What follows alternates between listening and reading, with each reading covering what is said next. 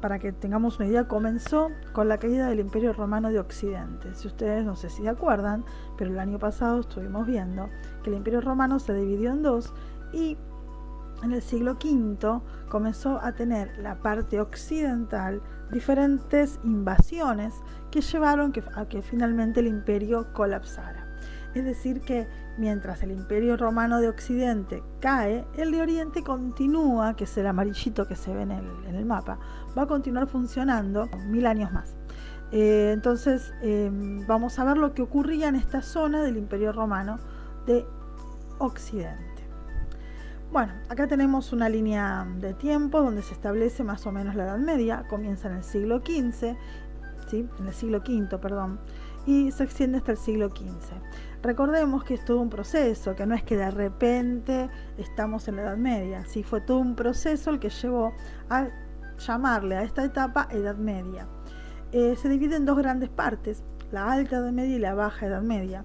La Alta es el principio y a finales o a mediados de la Alta y toda la Baja es cuando se desarrollan las principales características de este momento. La Edad Media es una manera de llamarle a los que vinieron más tarde, les pusieron ese nombre, como que no había pasado nada importante en esa época, todo lo contrario, pasaron muchísimas cosas. Ahí en la línea que estamos viendo se ven algunas, pero vamos a ver más o menos cómo se vivía en esa época. ¿Dónde transcurrió la Edad Media que vamos a estudiar? En lo que se conoce como Europa occidental y cristiana. Es lo que hoy en día serían España, Francia, Gran Bretaña, Portugal, Italia, Alemania, ¿sí? Todos esos lugares. La serie que ustedes vieron estaba ambientada en Gran Bretaña, pero eso podría haber ocurrido en cualquier otro lugar de lo que se llamaba la Europa occidental. A ver, características principales de la Edad Media. Lo que ahí dice es ruralización, debido a las grandes invasiones. De hecho, ustedes en la serie ven que hay una invasión de los daneses. Estos formaban parte también de los invasores en aquel momento. Debido a las grandes invasiones, a los grandes peligros, ¿sí? Las poblaciones romanas comienzan a destrozar sus ciudades, destrozan los puentes, rompen los caminos y las ciudades comienzan a desaparecer. Entonces se vuelve todo mucho más campo, todo es un ambiente muchísimo más rural. Las comunidades se cierran a sí mismas. Esto hace que al hacer todo mucho más cerrado, casi no haya comercio, ¿sí? Esta ruralización hace que las comunidades sean autosuficientes, es decir, que se abastezcan a sí mismas, ¿sí? Entonces va desapareciendo el comercio, como consecuencia también desaparece parte de lo que es todo el sistema monetario de los romanos y la forma de vida es la reducción a la servidumbre. Vamos a aclarar un poquito las cosas. Yo creo que esto lo expliqué alguna vez. Servidumbre no es igual que esclavitud. A un esclavo yo lo compro, lo vendo, hago lo que quiero, es como una cosa. En cambio, servidumbre es una persona libre que por ciertas circunstancias termina quedando atado a alguien que lo manda, pero que no lo compró. ¿Sí? Debe servir, debe hacer todo lo que esta persona quiera debido a las circunstancias que ahora vamos a ver cuáles eran. Y no fue alguien comprado, ¿sí?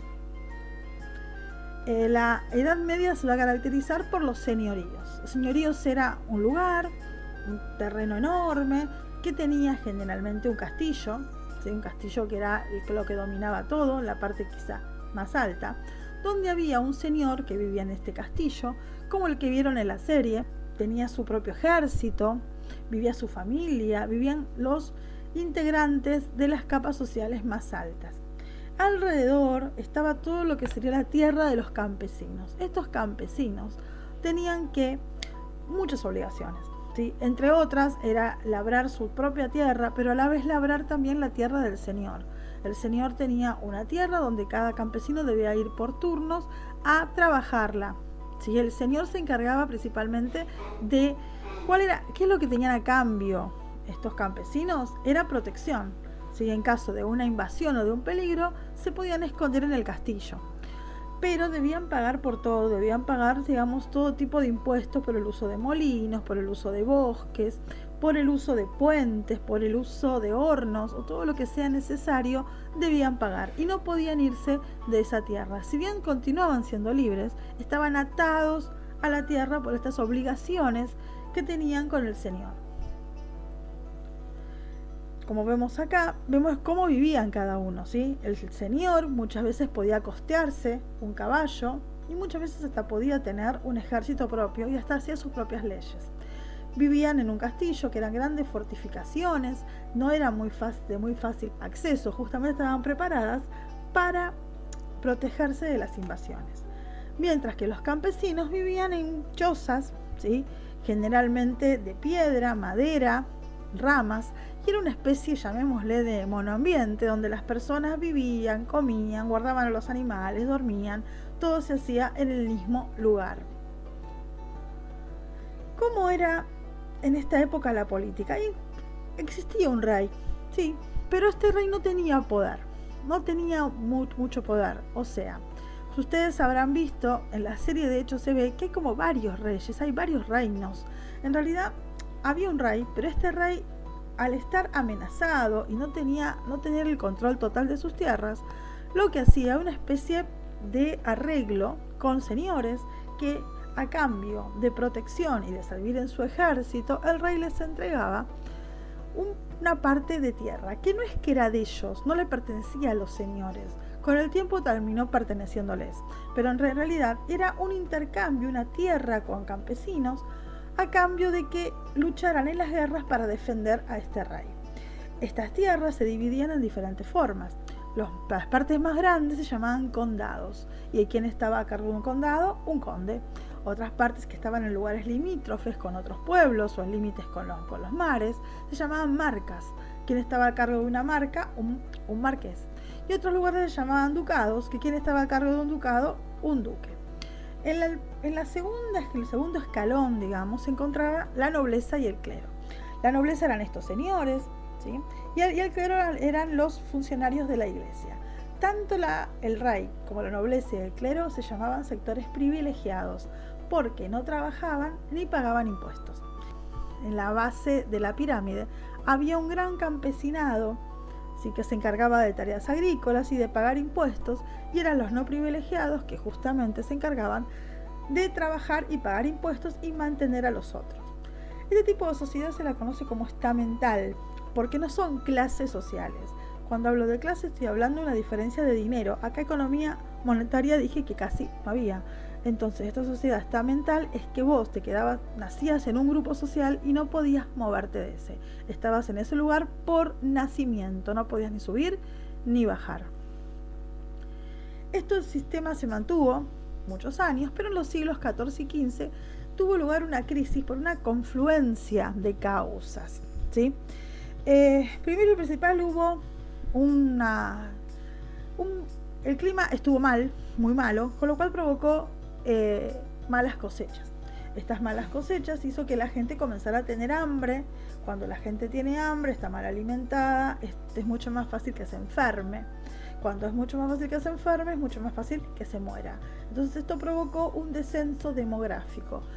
Encima de este descenso demográfico hubo otros problemas. Tuvo lugar algo llamado las cruzadas, que fueron unas guerras muy importantes que fueron para retomar el control de lo que se conoce como Tierra Santa, y una pandemia muy importante que se conoció como la peste negra. Todo esto, ¿sí?, provocó que ante las malas cosechas, el hambre, la falta de brazos para trabajar, ¿sí?, hubiera tensiones sociales y comenzó a haber guerras civiles. Esto es lo que llevó casi al final del feudalismo. Antes yo nombré como una de las causas de los problemas las cruzadas. Las cruzadas fueron un poquito antes del siglo XIV, fueron en el siglo XI. Y ahí se ve en el mapa, eran expediciones militares para recuperar las tierras, que ahí se ven que eran consideradas por los cristianos como las tierras santas, es decir, los lugares donde se había desarrollado la vida de Jesús. Esos lugares estaban en manos de los musulmanes. Es decir, que toda la Europa occidental y cristiana se unió en estas guerras para poder recuperar esa tierra. En realidad no se llegó a recuperar del todo, se lucharon muchísimas batallas, y esto hizo que hubiera mucho movimiento de gente de Oriente a Occidente. Esto trajo una cambios en la cultura, digamos, las ideas de Oriente comenzaron a llegar a Occidente, trajo una reactivación del comercio, principalmente en Italia. Si ustedes miran el mapa, está casi en el medio. Entonces era como el lugar obligado donde pasaban los cruzados, ¿sí? Por otro lado, las guerras, como dije antes, también van a traer un descenso de la población. Otro de los graves problemas que ocurrió, en 1348 se desató la conocida como peste negra. Todo lo que se ve en negro es toda la zona de Europa que fue afectada. Ven que también hay parte de África y parte de Asia. Fue una de las peores pandemias de la historia. Y para que tengan una idea, hubo dos oleadas. En estas dos oleadas se cree que la población de Europa murieron en ese momento aproximadamente 20 millones de personas. Fíjense que la población de Europa era mucho menor que la actual. Y que mueran 20 millones es una barbaridad. Y se cree que entre Asia y África murieron 60 millones de personas. ¿Qué era la peste negra? La peste negra no se sabe, era una enfermedad que la transmitían las pulgas que tenían las ratas. En ese momento, en que no había heladera, no había conservadoras, estaba todo ahí al aire libre, las ratas era muy común que convivieran con la gente. Entonces estas ratas, las pulgas que tenían, picaban a la gente y le provocaban esta enfermedad. Esta enfermedad no se contagiaba de una persona a la otra, pero en esa época mucho no se sabía, ¿no? Y se creía que se podía llegar a contagiar. Pero era en un lugar donde las ratas eran lo más común, ¿sí? Se expandió de una manera terrible y provocó también una gran caída demográfica. ¿Qué consecuencias trajo esta peste negra? Por un lado, económicas, o sea, menos brazos para las tareas agrícolas, y como yo tengo menos personas para cultivar, me conviene más criar animales. Yo los animales los crío con menos cantidad de mano de obra. Por otro lado, problemas sociales, ¿sí? Como dije antes, tensiones entre los señores y los campesinos, ¿sí?